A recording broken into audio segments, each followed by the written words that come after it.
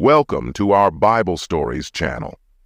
In the spring, when kings typically go to war, David sent Joab out with his officers and the entire Israelite army.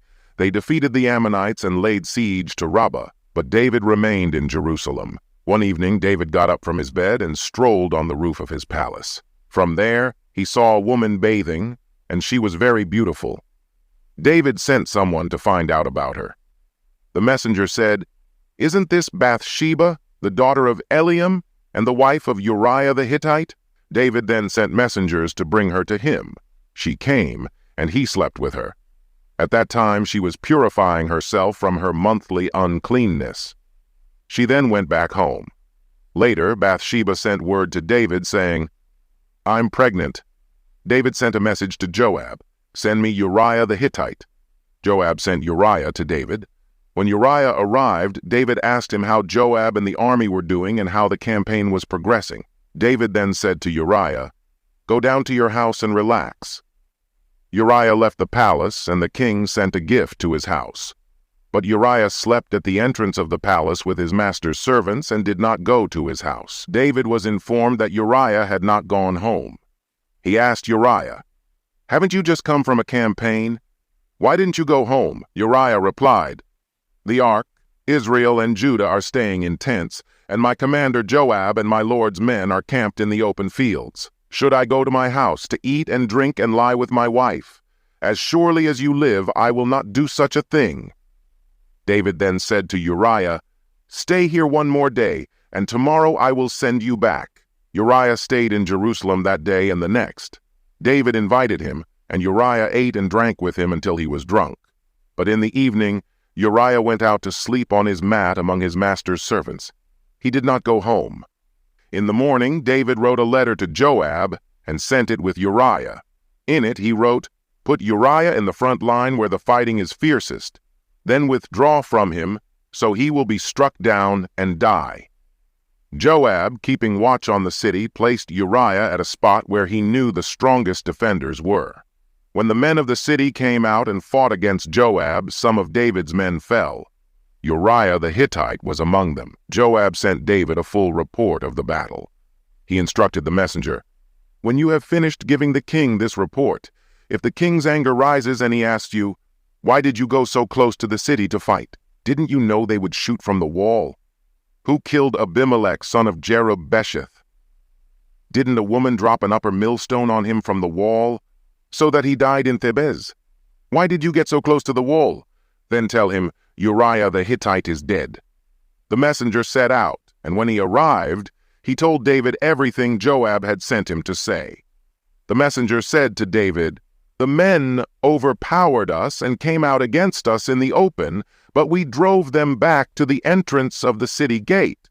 Then the archers shot at your servants from the wall, and some of the king's men died. Moreover, your servant Uriah the Hittite is dead." David told the messenger, "Say this to Joab, 'Do not let this upset you. The sword devours one as well as another. Press the attack against the city and destroy it.' Say this to encourage Joab." When Uriah's wife heard that her husband was dead, she mourned for him. After the time of mourning was over, David brought her to his house, and she became his wife and bore him a son. But the Lord was displeased with what David had done. So the Lord sent Nathan to David. When he came to David, he said, "There were two men in a certain town, one rich and the other poor. The rich man had a very large number of sheep and cattle, but the poor man had nothing except one little ewe lamb he had bought. He raised it, and it grew up with him and his children. It shared his food, drank from his cup, and slept in his arms. It was like a daughter to him. Now a traveler came to the rich man, but the rich man refrained from taking one of his own sheep or cattle to prepare a meal for the traveler who had come to him. Instead, he took the ewe lamb that belonged to the poor man and prepared it for the one who had come. David burned with anger against the man and said to Nathan, 'As surely as the Lord lives, the man who did this must die. He must pay for that lamb 4 times over because he did such a thing and had no pity.' Then Nathan said to David, 'You are the man. This is what the Lord, the God of Israel, says. I anointed you king over Israel, And I delivered you from the hand of Saul. I gave your master's house to you, and your master's wives into your arms. I gave you all Israel and Judah. And if all this had been too little, I would have given you even more. Why did you despise the word of the Lord by doing what is evil in his eyes? You struck down Uriah the Hittite with the sword and took his wife to be your own. You killed him with the sword of the Ammonites. Now therefore the sword will never depart from your house, because you despised me and took the wife of Uriah the Hittite to be your own. This is what the Lord says, out of your own household I am going to bring calamity upon you. Before your very eyes I will take your wives and give them to one who is close to you, and he will lie with your wives in broad daylight. You did it in secret, but I will do this thing in broad daylight before all Israel. Then David said to Nathan, I have sinned against the Lord. Nathan replied, The Lord has taken away your sin. You are not going to die. But because by doing this you have shown utter contempt for the Lord, the son born to you will die. After Nathan had gone home, the Lord struck the child that Uriah's wife had borne to David, and he became ill. David pleaded with God for the child. He fasted and spent nights lying in sackcloth on the ground. The elders of his household stood beside him to get him up from the ground, but he refused, and he would not eat any food with them. On the seventh day, the child died. David's attendants were afraid to tell him that the child was dead, for they thought, while the child was still living, he wouldn't listen to us when we spoke to him.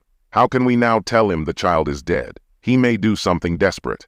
David noticed that his attendants were whispering among themselves, and he realized the child was dead. Is the child dead? He asked. Yes, they replied, he is dead. Then David got up from the ground. After he had washed, put on lotions, and changed his clothes, he went into the house of the Lord and worshipped. Then he went to his own house, and at his request, they served him food, and he ate. His attendants asked him, Why are you acting this way? While the child was alive, you fasted and wept. But now that the child is dead, you get up and eat. He answered, While the child was still alive, I fasted and wept. I thought, Who knows? The Lord may be gracious to me and let the child live. But now that he is dead, why should I fast? Can I bring him back again? I will go to him, but he will not return to me. Then David comforted his wife Bathsheba, and he went to her and lay with her. She gave birth to a son, and they named him Solomon. The Lord loved him, and because the Lord loved him, he sent word through Nathan the prophet to name him Jedediah. If you enjoyed the video, please subscribe to our channel, activate the notification bell, and leave a like, as it helps us produce more content.